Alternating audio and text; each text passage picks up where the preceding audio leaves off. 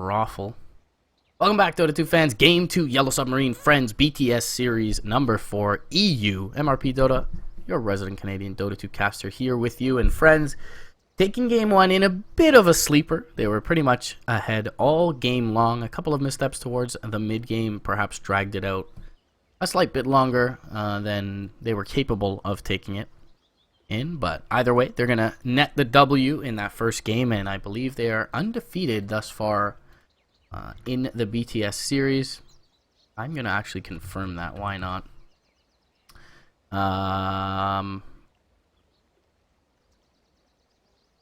Okay, so they have some games to play against Escape, I believe, in the next series, so that may be a bit of a challenge for them. But thus far, they are 3-0, looking to go 4-0 in the BTS EU Series 4.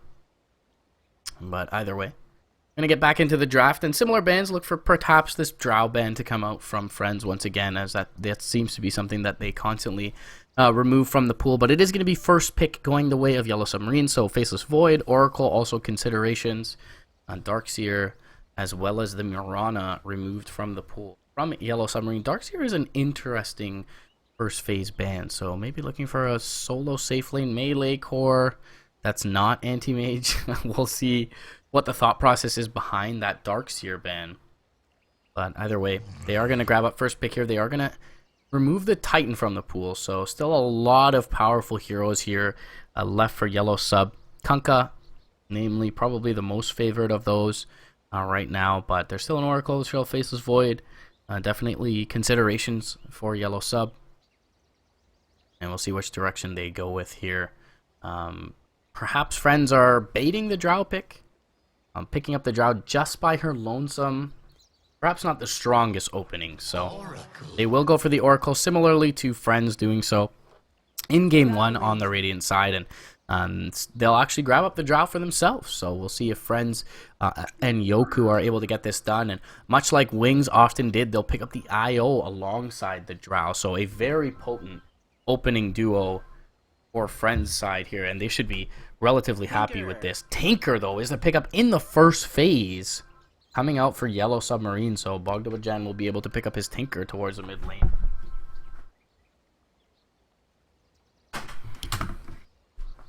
Apologies for the noise. Tinker is a very interesting pick to be in the first phase. Also with Oracle is a bit of a weird one. Tinker, I mean, he comes to fights, but generally outskirts them. So, especially with a Drow Ranger lineup, I mean, I guess there is a relocate, but, you know, Tinker is not a hero that traditionally will benefit from the false promise. He's not a hero who's going to jump into the front lines. So, I mean, he definitely is a hero that, you know, given a bit of extra time, can dish out a lot of damage. So, in that sense, synergizes well with the false promise, but definitely doesn't feel like the natural hero, like an Ursa, a Faceless Void, you know, even a Luna that we saw in the last game to jump forward with that false promise without any inhibitions. So we'll see how they end up faring. And the other thing is, you know, that I mentioned the potential of the relocate, but generally speaking, IO in a Drow lineup, you're not picking that hero for the relocate. You're picking him for the overcharge. You're picking him for the steroids, the damage reduction. So we'll see how they end up faring against this Drow lineup. I mean, Tinker is just a hero who deals with IO nicely, period. In the sense that he can just burst the hero down, especially with an early Dagon. So we'll see how that ends up playing well out. The other thing is for Yellow Submarine, that albeit an early pick with this Tinker, he is a self-sufficient mid laner, unlike the Storm Spirit. So he can dominate a lane 1v1 and almost may even force the hand of Friends to bring support to that lane, and maybe for that reason Yellow Submarine are able to garner an advantage elsewhere. And you know, I talked about the solo sufficiency or capability of an Oracle to be a safe lane support pretty much by his lonesome, and we saw kind of the roaming potential of Friends last game because of that, and them able to garner advantages in other lanes. So definitely could see Tinker +1 in this mid lane really doing some work. But Void's going to be picked up by Friends once again for Afterlife. He played very well, the captain did. on his Void in the last game, and it's just generally a comfortable pick. So with Drow removed from the pool last time, we didn't consider her as one of the heroes to be contributing into that Faceless Void Chronosphere, but she definitely is a hero that can contribute and can contribute a lot. So definitely one of the range carries on the radar when you have that Faceless Void. So maybe the Storm Spirit ban, a bit of an oversight, leaving the Faceless Void in the pool for friends. It is a hero that can chase down the Tinker in the trees as well. So definitely a very nice pickup for the friend side.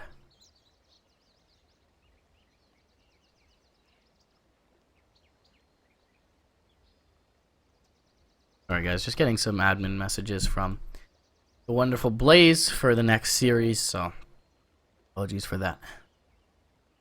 Bit of a lapse. But Slardar Batrider ban comes out once again from friends, so definitely a hero that's nice against the Void, as well as the Drought Ranger. You immediately cancel the marksmanship. You can burst down the Void underneath the lasso. You get an Aghanims, which, you know, isn't all that common. It's really nice against IO +1. So Batrider, definitely a hero that they want to remove from the pool. Similarly, Slardar, amp damage, and he's also a hero that can jump in and immediately cancel marksmanship. So, and a similar theme. And there comes the Kunkka. Kunkka Oracle, very nice combo, similar to the Kunkka Shadow Demon. And there it is. I talked about it in game 1. And, you know, Yellow Submarine, they have better lanes for sure. But they've given up almost all comfort picks thus far to friends. This is a draft that this is a dream draft for them. It's something that they run all the time. If they're able to get Void plus Drought or Void plus OD, they're extremely happy. And now they have both.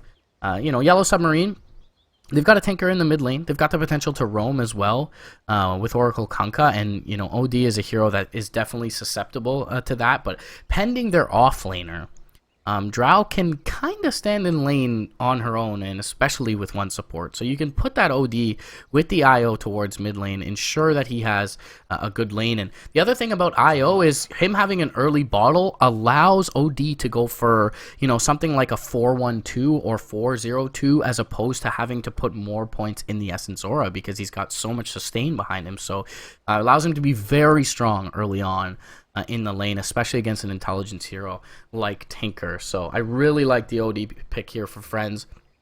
So now the Juggernaut will come out for Yellow Sub, and Juggernaut, just a very survivable hero, especially with Coco's Rum. So I like the pickup, but again, I don't know that it against the lineup of friends is the greatest pick. Is a bit susceptible to Chronosphere as well. Kind of relies on Blade Fury and Omni Slash a little bit to get himself out of perilous situations, and Chronosphere is going to put an end to that. A lot of physical damage as well, and that's how you burn through that Blade Fury spell immunity. So Banish is really nice against Omni Slash. I mean, there's definitely teamfight potential here, and early on, Fortune's End into Torrent is a very potent combo, especially with the Blade Fury on top. You have the slow from the Torrent there, so it's almost a guaranteed kill with that Triumvirate of Heroes. And so it's going to be I mean, I guess you have a Time Walk, though, for friends, so it really isn't guaranteed. In general, you would say most offlaners just die to that, but Afterlife should be okay for the most part if he doesn't make a gross misstep. You know, he just needs to not show himself in the lane without his Time Walk.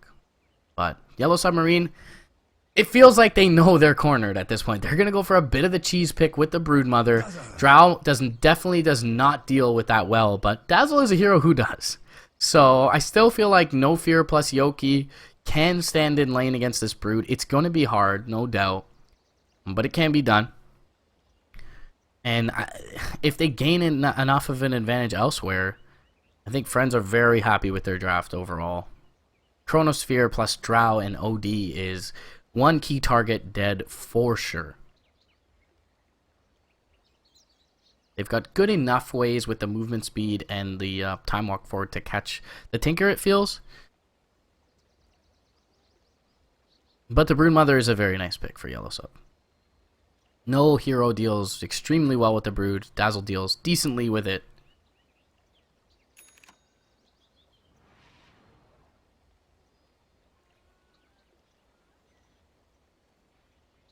So this will be a very interesting affair, to say the least. Yellow Submarine, they're down a game here, guys.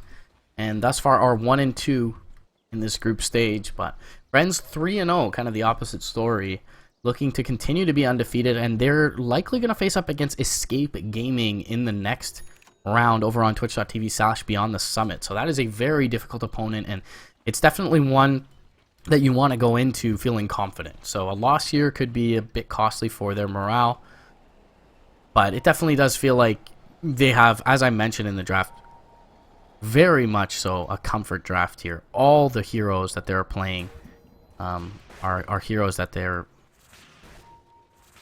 very comfortable playing. And Afterlife, he's just going to walk this away. There is no Kunkka just yet, so he should be okay to survive. Bit of a hold here, but he's just holding that time walk. And as long as he makes it away from Artez, we'll feel fine. So able to get away most of that damage. Can, you know, tango up once, and he'll be about at full HP here. Ward dropped down by Flo on the Broodmother, but there's a sentry down on the ground, so actually takes quite a bit of harass damage and is out of the webs here. One more right click. They've got the move speed here. Oh, they'll get the first blood. The tether move speed helping them out. Nicely done as well by Yoku. Going to tangle up that tree for the vision during the daytime, and Flo is going to be dropped down. So Reward survives for now. There's still a sentry though on Always Want to Fly, so potential for that to be eliminated. And we talked about kind of the self-sufficiency of the Oracle once again, so we will see the Kunkka in the mid lane to begin with. Torrent is there, Laser as well. Torrent actually going to be overshot. And Undershock, he's not all that intimidated here early on in this mid lane. And Flo, with that kind of start, is not going to be the disruptive force, at least early on, that you would hope. So, things looking good for Friends early on. And this lane, definitely 1v1 is Tinker favored. But 1 point in the Astral is going to ensure some CS for Undershock for sure. That 4-second value point at level 1 is very useful in lane. Does miss that deny on the range creep a little bit, unfortunate there. And you know, we mentioned it before, Afterlife should be fine to stand in lane here as long as he holds his time walk. It's still a very potent tri lane, you know, Fortune's End into the Torrent and the Blade Fury, but I mean, Flo is not even in lane last hitting right now. This is not what you want from your Broodmother. Bottom lane, Afterlife, he's going to be held up. Does have the time walk available. And will time walk to the low ground Torrent. The guess is wrong. Not sure that it would have killed him off entirely. Probably would have. Probably could have got the Oracle in range. Yeah, Oracle would have been in range for a couple of right clicks, I would say. So Afterlife going to survive here. He will force to salve up. But still doing just as well, if not better, than Flo. And No Fear is just hanging around this top lane. So Flo will at least disrupt the pull for now. But not finding any last hits here. Whereas Yoku sitting on 12, even above the Juggernaut at this point. Fortune's End simply going to be a glancing blow here. And Flo again going to stop the pull from happening. Does not stop them from stacking, however. Meanwhile, oh wow, mid lane. Dive deep from Undershock. He will catch a Torrent. Shouldn't die here, though. Does have the Astral if need be. X is there, however, and this is a 4-second X, but he will salve up in the meantime. So, Undershock. Wow. Apologies for missing that one, guys. That is a very influential kill in this game. And when we talked about it being comfort heroes here, so Undershock certainly showing his capability mid lane. Now Flo in trouble top lane. Frost arrows were there. Sentry, though, is here, so just did expire as Flo walked out. Bit of a sentry battle going on in this top lane, and now Undershock a level 4 to the relative level 3 of his counterpart in lane, so feeling very good is this OD, and they will get the Broodmother in the meantime. Didn't miss a kill all of game 1, guys. It's 2 out of 5 so far. Report. So already 2 deaths on the Broodmother, a couple points into this Precision Aura. For now, they'll keep the wave drag back, but, you know, look at level 5 and 6 for this tower to take heavy punishment in the top lane. The Broodmother has yet to kind of do her job. Alright, X is found here, top lane. They'll have a Torrent, they'll have a Fortune's End to follow as well. And they'll wait for the time walk. The Fortune's End will be there, but Always Want to Fly with the timely TP in is going to back them out. And this really costs them nothing. I mean, Flo has not applied any pressure top lane, is currently sitting on level 2, so has 1 level in the spawn. Spiderlings really isn't all that much of a threat in this top lane. So TPing the Wisp out really hurts them not. And in the mid lane, Undershock, he's accrued an advantage on his own. Bottom lane, though, always want to fly. The Blade Fury comes out, but Afterlife will back him off. Always want to fly. One right click is just going to be short. That base damage on the Oracle is just not good enough. Time walk forward. He was trying to salve up. Now with the tether move speed, Afterlife will be able to bring down the Oracle. They get the slow off as on Artez as well. He has no healing ward. There's a bash there. He skills it up now, but the Spirits and the right click will finish him off. And this tandem of the Wisp and Afterlife's Void, bot lane get a kill. Mid lane, Astro comes out for Undershock, and he is dominating Bogda in this lane. 19-12 in terms of the CS. Flo finally gets some space in this top lane, but does it really matter? I mean, Yoku's not being stopped at all by this Broodmother. Has a Dazzle behind her if need be, and 6-1 on the board for Friends. And sometimes you simply have to look at a game as who is way more comfortable on their heroes. Dust is going to be popped off. Flo gets up to the high ground in time, however. So we'll be able to save. I mean, there is no combination, no synergy really have been seen here. Just some tether move speed. That's all that's been added to these heroes. Overcharge now skilled up as well for Always Want to Fly. But no Chronosphere with the Arcane Orbs on top. Interesting build as well coming out from Undershock. Maxing the Astral. It's just for the range, I suppose, to dominate the lane. And walking up to the high ground. Fortune's End's going to be there as the Oracle comes through, but with the Wisp, they may even choose to dive this with the Overcharge, and they indeed will. They need like one right click and another Astral, but just tanking too much from the tower. I mean, if you're able to apply this much pressure, you're fairly happy regardless. Afterlife going to be contesting this pull, bottom lane.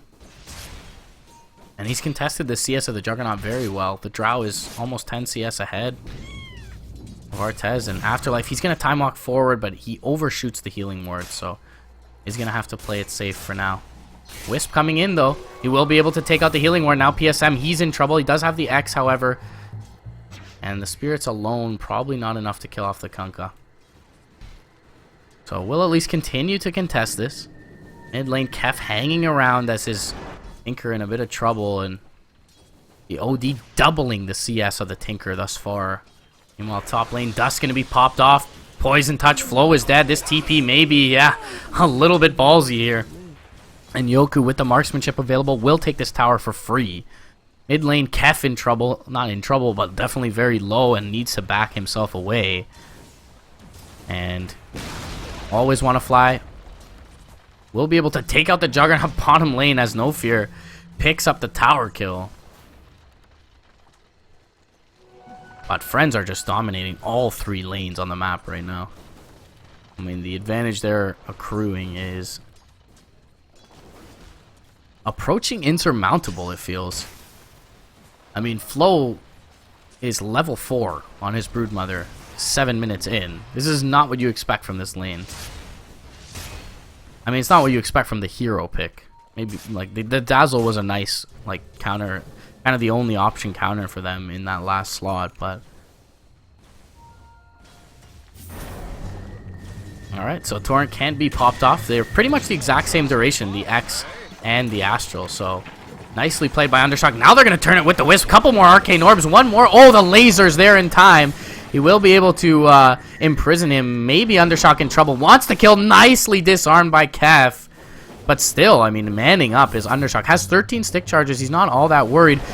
And will be able to Astral himself. Very nicely played overall from Undershock. You can kind of see the level of comfort on this hero. Hanging around 3v1 in this mid lane.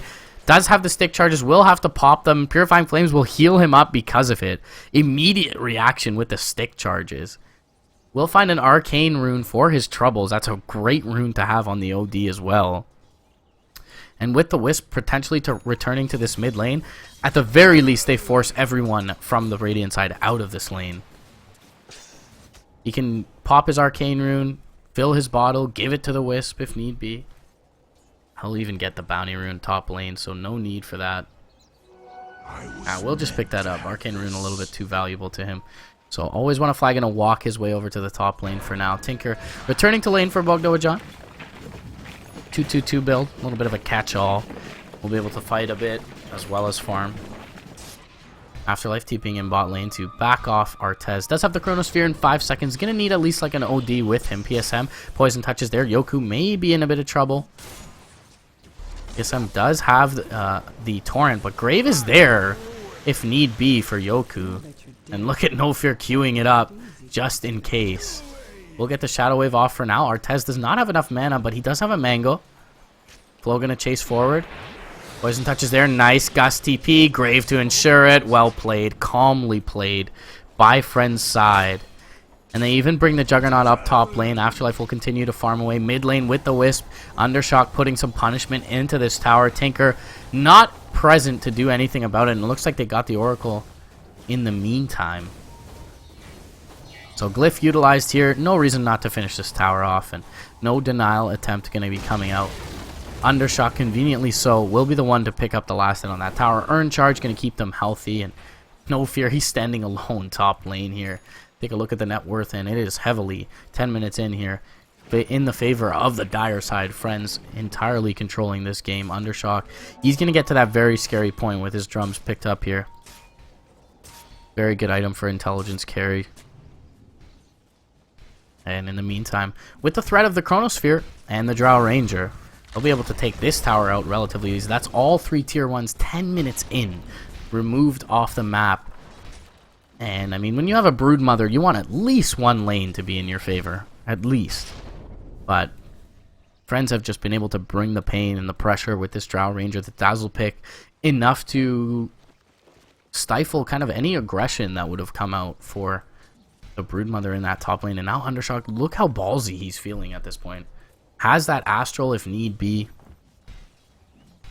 And we'll get the setup here. Afterlife has a Chrono, but I'm willing to expend it. They're trying to bait out support inbound, and it is daytime, but they were around the corner, so it doesn't look like they saw that Oracle just yet. And they're going to need the Oracle in the Chrono if they want to kill off a target. But in the meantime, Yoku, he's just ignoring all of this. Lost my mouse there for a second, and taking out the tier 2, 4 tier outer tier towers, excuse me, removed from the map. None of these dire towers have even been scathed. Drum charge mid lane. There's the Astral level 4 range there. And they are coming in with the Dazzle inbound mid lane, trying to bait something out here. Afterlife, he's rotating around from the bottom, and it's going to force Artez to go out top. He will try and just Battle Fury TP out, and will be successful in doing so. But either way, I mean, there is no fear, literally, in No Fear's team right now. For Friends. Full Dragonlance up onto Yoku. He's going to be a difficult kill going forward. I mean, the Broodmother is finally kind of occupying this top lane, but just isn't really much of a threat. I mean, he only has a Soul Ring at this point, and Arcane Orb level 2. Afterlife to tank it with his Time Walk, and the Marksmanship Aura now as well to come through. Alright, relocate top lane. No Fear. They're going to look to find Flow. And it's simply to KS. Now they can relocate back down to the bottom lane. Finish off this Roche. Yeah, this is why, you know, I said you could afford the few points in Essence Aura because you have the Wisp there. And without it, Undershock, of course, can be a little bit low on mana. But anytime he has always want to fly by his side, will feel just fine to kind of spam these Arcane Orbs out. So Roche going to be taking no contest whatsoever from the Radiant side. And I mean, look at the advantage.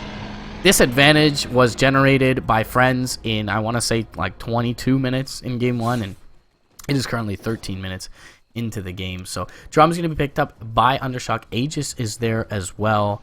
Can even go like straight Moon Shard at this point, but looks like he purchased something up on the career. It is just going to be the Dragonlance. So both him and the Drow are going to be relatively sure that they can contribute into the Chrono. They're not going to be caught by the Chrono. Because they're right-clicking a little bit too closely, and Afterlife has been almost immaculate with his placement in this series thus far, so really impressed with his Void play, and he, of course, is the captain of the team, so always want to draft yourself a comfort hero, if possible, in that captain's chair. Looks like Pipe is going to be coming out at some point for this Wisp, and You know, there's going to be very little physical damage anytime soon for Yes's side, so that's going to be a massive pickup. Weave is going to be popped up defensively onto 4 heroes, and I mean, they have a Tinker, but they can simply tank this tower. With the Dazzle, with the Wisp, with the Weave, there's really nothing stopping them from doing this. In top lane, there's kind of a response from Flo and Kef. They'll get this tier 1, but it's the first tier 1 eliminated off the map, and now Drum Charge forward. Ace Rune popped as well by Undershock, and I did feel pretty confident there with the Aegis. Oh, wow. Through the X, they're going to be able to imprison the Tinker, and he's likely just dead here. Gust is going to be there. False Promise, but a couple right clicks through with the Arcane Orb. Laser will be there. Undershock could be in trouble. He has the Aegis, though. Sanity's Eclipse will ensure the death. Kef will drop as well. Relocate back save. Imprison through the X. Beautifully played by friends. 2 heroes on the sideline, 14 minutes. They're going high ground, and in general, you wouldn't be threatened that your high ground is going down 14 minutes in, but it's a Drow Ranger lineup, so this happens. Tier 3 is going to be just taken off the map. They have a Chronosphere on Afterlife if they want to expend it here, but he'll simply just time walk off the damage, force out the healing ward here, take out the melee racks with really no response here. Glyph gonna come out. They did lose the Aegis. Torrent will connect onto Always Wanna Fly. Artez jumping forward. Chrono will catch him. Gust is there as well. It's enough to bring down the Juggernaut, and it's worth it to bring him down as well. Weave once again gonna be popped. Yoku still just going to work, hitting structures. Has an SMY completed up. Melee racks taken out. 15 minutes in. EP on the ground. Dust there as well. Just gonna... This is how rich they are, folks. This is how rich they are. We're just leaving items for the enemies now. Maybe it's bait. I don't know. But alright, so in the meantime, Flo takes out a tier 2 top lane.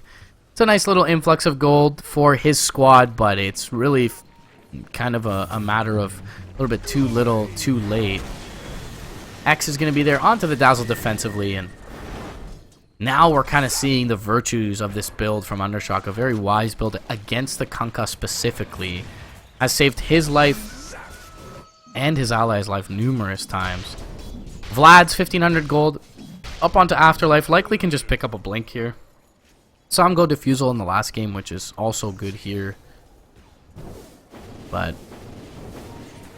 probably just looks for that better initiation. Has 2 Dragonlance carriers, one with an SNY, the other a set of drums and a Force Staff in Undershock and the Drow Ranger. So there is a lot of damage coming into this Chrono.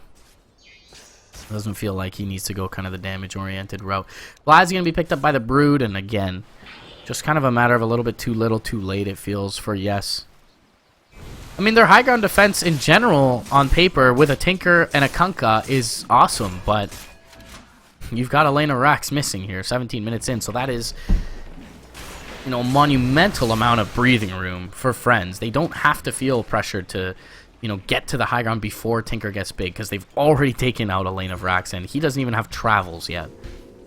Relocate bottom lane with Afterlife, Yoku, and Always Wanna Fly gonna jump forward and at least pressure this tier 3. They'll probably just yank the Drow back out, and Afterlife will make his way out as well, and that's exactly what occurs. Oh, they're looking to find the X here, and they will get it. So it looks like they'll probably net themselves a kill onto Afterlife. Time dilation and the walkout. Well, he doesn't even time dilate. Simply walks out to the high ground and actually survives for the time being. Meanwhile, top lane, tier 3s are going down. There's an imprisonment there, and they'll put some good chip damage into this. Gust is going to be a little bit early, but look at the physical damage, just forcing Artez back. All he can do is back there. Aegis will be reclaimed, but so will a lane of racks here. And Afterlife simply jumping forward, looking to queue up the Chrono. Will drop it off. It actually only connects onto Artez, and he will end up dying to the boat. This may not be the best fight with 2 lanes of racks down. Now the Omni Slash going to come through.